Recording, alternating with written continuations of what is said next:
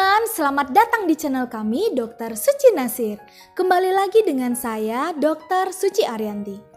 Teman-teman, kali ini saya akan membicarakan tentang sesuatu ya sensitif sih. Cuma tolong diambil di sini segi positifnya. Jadi kita intinya untuk berbagi ilmu pengetahuan. Jangan dibawa ke sesuatu yang negatif ya teman-teman. Oke, kali ini saya akan membahas tentang, mungkin udah pernah dengar atau mungkin udah pernah ngalamin sendiri. Itu adalah oligospermia atau gangguan kelainan pada cebongnya.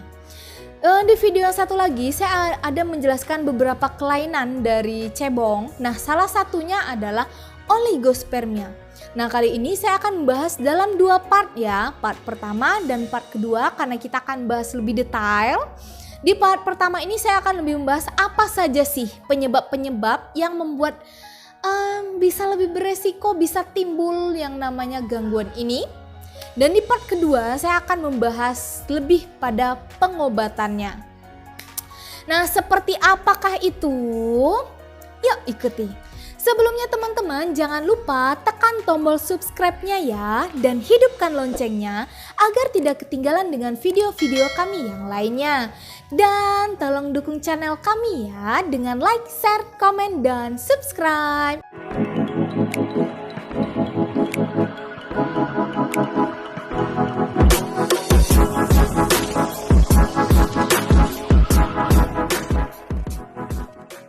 Oligospermia itu adalah suatu kondisi di mana jumlah cebong di dalam cairannya itu yang keluar hanya berjumlah sedikit teman-teman. Ini adalah salah satu penyebab utama si pria itu menjadi tidak subur, sehingga akan sulitlah untuk mendapatkan keturunan. Yang dikatakan oligo jika jumlah cebongnya itu kurang dari 15 juta per mililiter. Berdasarkan derajat keparahannya, ini dibagi lagi ada yang ringan, sedang, dan berat. Kalau yang ringan, jika jumlahnya itu 10-15 juta per mililiter. Yang sedang kalau rentannya 5-10 juta per mililiter. Yang berat tentunya 0-5 juta per mililiter. Mungkin yang 0 ini lebih ke azospermia ya, jadi tidak ada cebong. Tersebut. Jadi tidak ada cebong sama sekali. Nah, apa saja sih penyebab-penyebab faktor yang membuat kita si laki-laki bisa mengalami ini? Yang pertama, kita lihat dulu dari faktor segi medis. Itu bisa ternyata si laki-laki itu memiliki penyakit varikokel. Apa itu varikokel? Varikokel itu adalah pembesaran dari pembuluh vena di daerah kantung telurnya. Biasanya kalau kita sebut juga seperti varises. Mungkin kalau kalian yang sering berdiri di belakang lutut, di dekat betis, itu sering ada kayak yang nonjol-nonjol kan pembuluh darahnya. Nah, yang nonjol seperti itu, varises itu ditemukan pada kantung telur laki-laki yang dikenal dengan varikokel.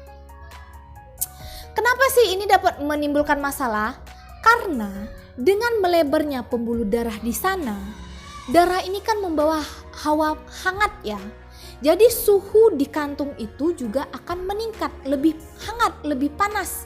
Untuk si testis, telur itu dia nggak boleh suhu panas. Karena kalau dia suhunya meningkat, maka kualitas maupun jumlah cebong yang dihasilkan akan menurun.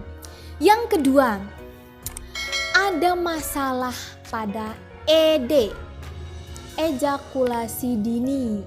Jadi dia keluar sebelum waktunya, malah dia terlalu cepat keluarnya saat berhubungan. Ada juga yang dikatakan dengan ejakulasi retrograd. Jadi di sini yang normalnya ketika dihasilkan cebong oleh si itu ya telurnya kan, dia akan melewati salurannya terus keluar nih. Tapi pada kasus ini dia bukannya keluar, malah dia naik masuk ke kandung kemih. Maka yang keluar itu tidak banyak, malah sedikit yang keluar. Yang ketiga, adanya infeksi menular pada alat kelaminnya. Bisa berupa gonore, HIV, atau yang lainnya. Yang keempat, tumor. Mungkin tumor di sini lebih fokus kita kalau lokasinya di sekitar testis ya, atau di testis itu sendiri. Jadi baik dia jinak atau dia ganas, dia akan mempengaruhi dari jumlah produksi dari si cebong. Yang kelima, adanya kelainan genetik. Bisa seperti sindrom Klinefelter, fibrosis kistik. Yang keenam, adanya penggunaan obat-obatan tertentu.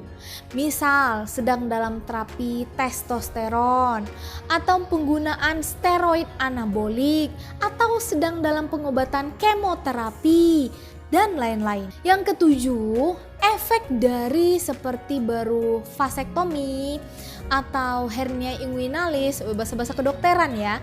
Hernia itu turun beruk, jadi keluar ususnya dan itu dioperasi. Intinya ini operasi di sekitar alat kelaminnya lah ya. Selanjutnya kita lihat dari faktor lingkungan nih. Kita laki-laki ya itu akan bisa terkena oligo ini jika pertama ada terpapar dengan bahan-bahan kimia atau logam berat. Misal logam berat di sini seperti benzen, toluen, silena, pestisida, dan lain-lain. Yang kedua, kalau ada terpapar radiasi, kena deh. Terganggulah jumlah dan kualitas yang diproduksi. Jadi kalau misalnya kalian kerja, sangat-sangat dianjurkan perhatikan alat pelindung dirinya. Pakailah APD dengan baik dan benar karena itu sangat pengaruh untuk tubuh kalian dan kehidupan kalian mendatang. Ya kan, untuk keturunan itu kehidupan mendatang kan.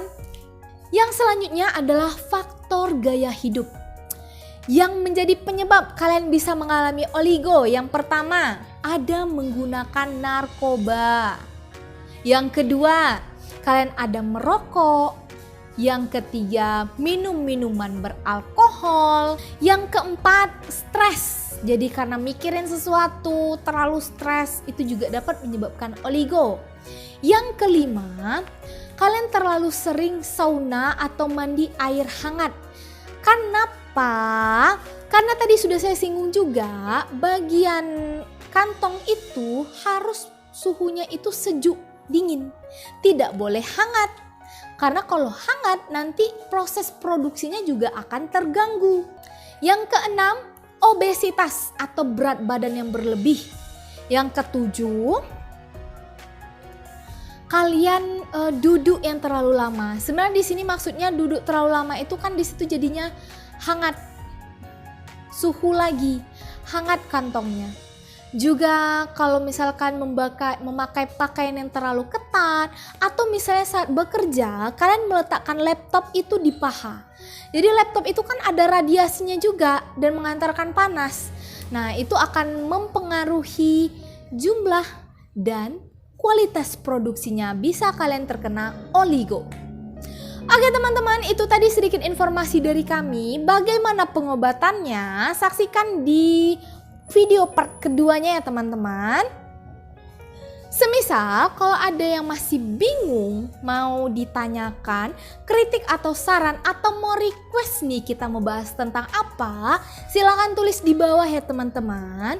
Jangan lupa teman-teman dukung channel kami dengan like, share, komen, dan subscribe. Bye-bye teman-teman.